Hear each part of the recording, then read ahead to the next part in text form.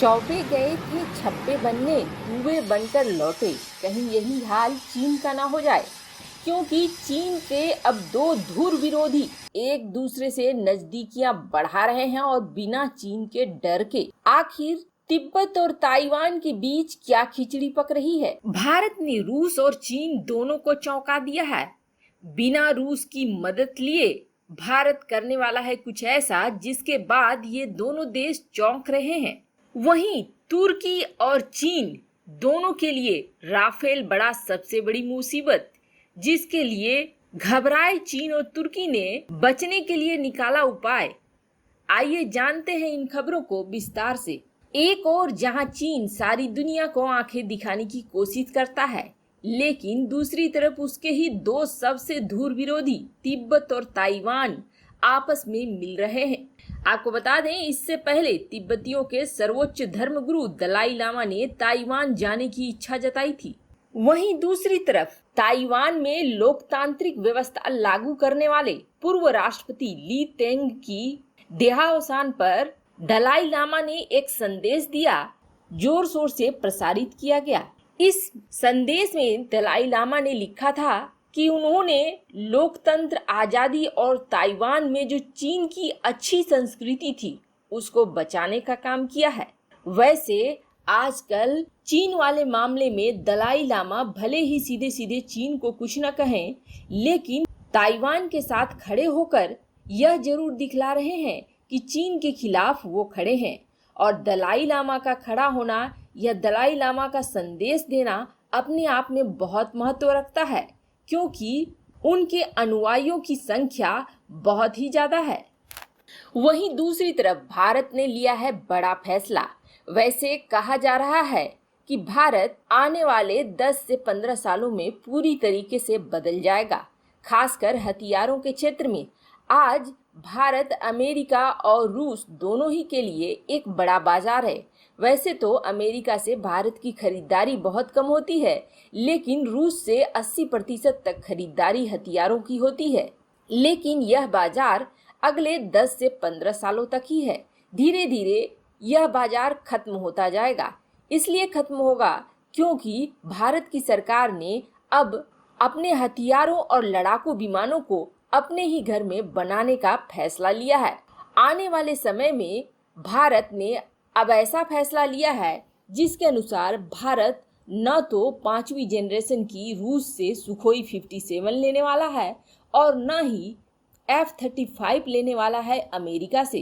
पहले कई ऐसी खबरें आ रही थी कि सुखोई 57 की परियोजना से बाहर भारत हो गया है, लेकिन F-35 की खरीदारी करेगा।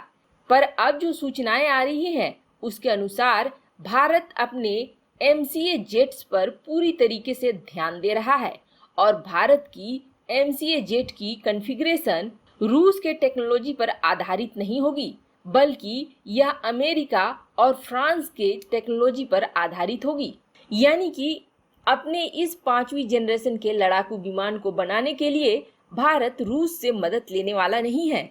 वैसे तो भारत का यह लड़ाकू विमान और इसका इंजन पूरी तरीके से स्वदेशी होगा, लेकिन जो टेक्नोलॉजी होगी वह अमेरिका और फ्रांस से प्रेरित होगी। लेकिन इन सब बातों से चीन को चिंता हो गई है। चीन को चिंता इसलिए हुई है क्योंकि चीन ने काफी पहले शुरू करा था 5वीं जनरेशन के विमानों को बनाने के लिए, लेकिन अभी तक उसे पूर्ण रूप से सफलता नहीं मिली है। उसके इंजन में बार बार खराबी आती है, जिसकी वजह से उसकी 5वीं जनरेशन के लड़ाकू विमानों का उत्पादन भी रोकना पड़ा था। लेकिन भारत के बारे में वह इसलिए डर रहा है कि भारत के संबंध अमेरिका और फ्रांस दोनों से ही बहुत अच्छे हैं। ऐसे में भारत के लिए इंजन की टेक्नोलॉजी अमेरिका या फ्रांस से हासिल करना कोई बड़ी बात नहीं होगी। वहीं दूसरी तरफ यह भी कहा जा रहा है कि भारत फिलहाल F-35 या सुखोई 57 को खरीदने से रहा, क्योंकि जब तक वह इनकी खरीदारी करेगा और जब तक सारी प्रक्रिया को पूरा करके ये विमान भारत आएंगे, तब तक भारत में MCA यानी भारत का अपना 5वीं जनरेशन का लड़ाकू विमान तैयार हो चुका होगा। ऐसे में उम्मीद बहुत कम है कि भारत इन विमानों को खरीदेगा। लेकिन हाँ, इस वक्त जिस तरह से चीन और भारत के बीच में माहौल है और अभी 4-5 सालों की देरी है, क्योंकि 2025 तक ये लड़ाकू विमान भारत के पास तैयार होंगे। तो इस बीच भारत कोई न कोई लड़ाकू विमान खरीद सकता है, लेकिन अभी तक यह सामने नहीं आया है कि भारत किन विमानों को खरीदने की सोच रहा है। चीन और तुर्की दोनों ही राफेल से कितने परेशान हैं वह देखने को मिल रहा है। जहां एक तरफ तुर्की अपने S-400 सिस्टम को लगा नहीं पा रहा है और ग्रीस फ्रांस से राफेल लड़ाकू विमानों को लेकर तुर्की के ऊपर बिल्कुल ताने खड़ा हुआ है।